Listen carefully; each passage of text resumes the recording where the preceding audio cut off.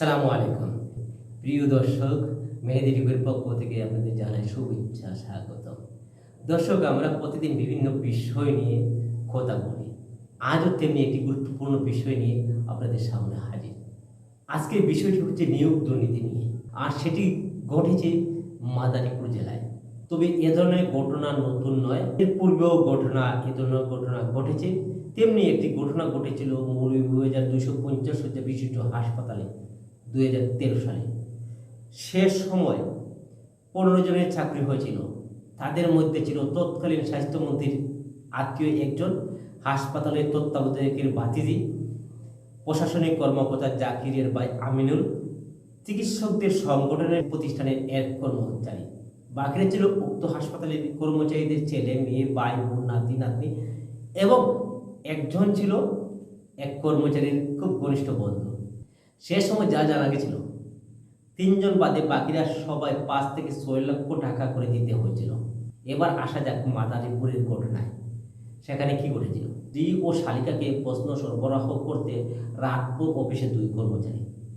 এই সংবাদটি ছাপিয়েছে দৈনিক সংবাদ। মাদারীপুর সিভিল সার্জন কার্যালয় ও এর নিয়ন্ত্রণাধীন স্বাস্থ্যসেবা প্রতিষ্ঠানগুলোতে 11 থেকে 17 গ্রেডের বিভিন্ন পদে 73 জন জনবল নিয়োগের লিখিত পরীক্ষা ছিল 10 মে। পরীক্ষার আগের দিন রাতে ওই কার্যালয়ে প্রশ্নপত্র তৈরি করা হয়। বিকেলে ডিউটি শেষে হলেও ওই দিন সারা রাত অফিসে ছিলেন 2 কর্মচারী। পরে জানা যায়, লিখিত পরীক্ষাটিকে মৌখিক পরীক্ষার জন্য নির্বাচিত হয়েছেন তাদের স্ত্রী ও শালিকা। অভিযোগ উঠেছে, স্বজনকে প্রশ্নপত্র সরবরাহের জন্যই তারা অফিসে ছিলেন। তবে অভিযোগ অস্বীকার করে 2 জন দাবি করেছেন তারা সেদিন অফিসের কাজে সারা রাত ডিউটি করেন। এদিকে সিভিল সার্জন কার্যালয়ে আরেক কর্মচারী চাকরি পাইয়ে দিতে বড় কর্তাদের পক্ষে ঘুষের দর কষাকষি করেছেন।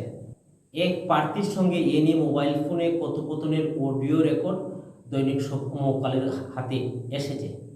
অভিযোগে ওঠা 3 কর্মচারী হলেন সিভিল সার্জন কার্যালয়ের হিসাবরক্ষক খায়রুল আলম, পরিসংখ্যানবিদ ভারপ্রাপ্ত মীর রিয়াজ আহমদ, এনটিপি প্রকল্পের প্রোগ্রাম অর্গানাইজার রুকসানা আক্তার। নাম প্রকাশে অনিচ্ছুক সিভিল সার্জন কার্যালয়ের কয়েক কর্মচারী জানান, 2022 সালের 7 আগস্ট 73 জনের জনবল নিয়োগের বিজ্ঞপ্তি প্রকাশ করে স্বাস্থ্য ও পরিবার কল্যাণ মন্ত্রণালয়। 10 মে শুক্রবার প্রার্থীদের লিখিত পরীক্ষা হয়। এতে মৌখিক পরীক্ষার জন্য নির্বাচিত হয়েছেন 345 জন।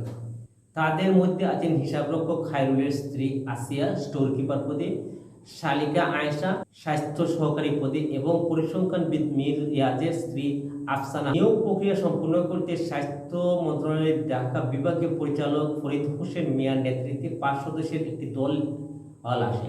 লিখিত পরীক্ষার আগের দিন বৃহস্পতিবার সন্ধ্যা 6টার দিকে সিভিল সার্জন অফিসে প্রবেশ করেন তারা।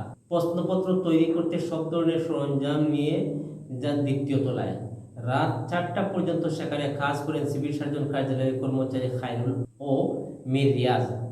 শুক্রবার সকালে লিখিত পরীক্ষায় অংশ নেন তাদের স্বজন।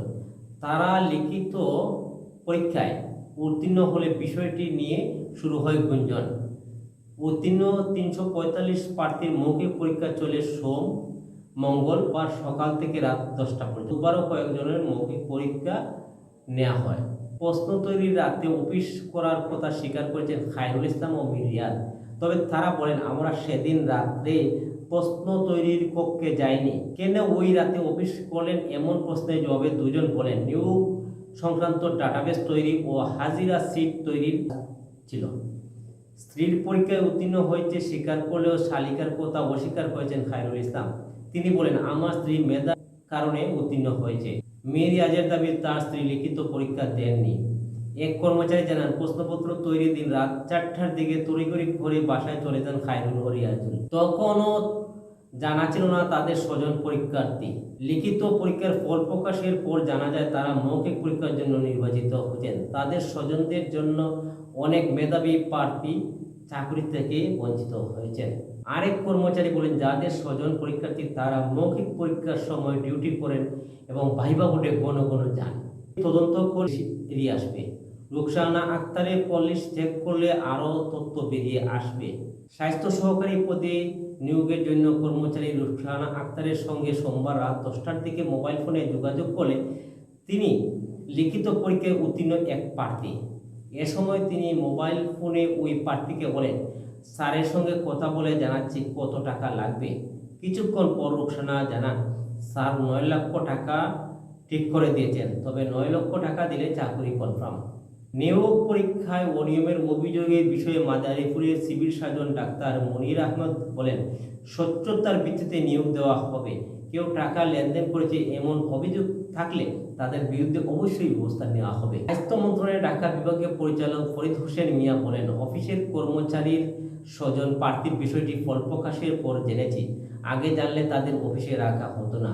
তবে নিয়োগ স্বচ্ছ হবে। রাত পর্যন্ত কেন মৌখিক পরীক্ষা নেওয়া হয়েছে এই প্রশ্নের জবাবে তিনি বলেন, প্রার্থী বেশি থাকায় মৌখিক পরীক্ষা নিতে রাত হয়ে যায়। দর্শক, এই হচ্ছে আমাদের চিত্র।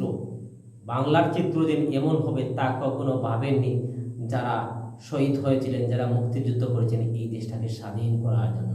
দর্শক, আসলে আমরা দুর্নীতিতে 1 নম্বর হয়েছি, দুর্নীতিগ্রস্ত দেশে পরিণত হচ্ছি। ব্যাংকে গেলে টাকা পাওয়া যাচ্ছে না, বাংলাদেশ ব্যাংকে প্রবেশ করতে পারছে না সাংবাদিকরা। এই হচ্ছে ঘটনা। সাংবাদিকরা জেনে গেলে সারা দেশবাসী জানবে, জনগণ জানবে। আমাদের জানার অধিকারকে ক্ষুণ্ণ করা হচ্ছে। দুর্নীতির বিরুদ্ধে আমাদেরকে রুখে দাঁড়াতে হবে। চলুন আমরা আরও একবার দুর্নীতিমুক্ত দেশটাকে গড়ার যুদ্ধে নেমে পড়ি। আসসালামু আলাইকুম।